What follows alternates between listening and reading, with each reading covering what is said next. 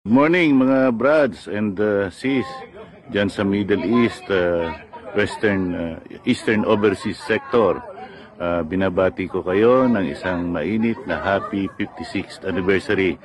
Yung mga brads, mga sis ng UAE, Kingdom of Saudi Arabia, Kingdom of Bahrain, and of course Australia. Sana magmahalan kayong lahat, magtulungan.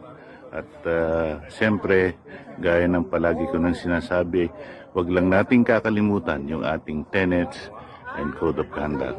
Muli, happy 56th anniversary sa inyong lahat.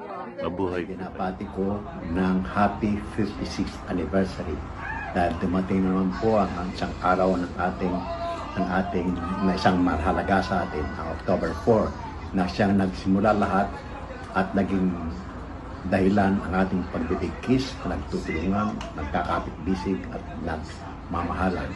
So sa lahat ng mga triskilyon sa East Overseas ng UAE, Kingdom of Bahrain, Kingdom of Saudi Arabia, and Australia, happy 56th anniversary po sa inyo lahat.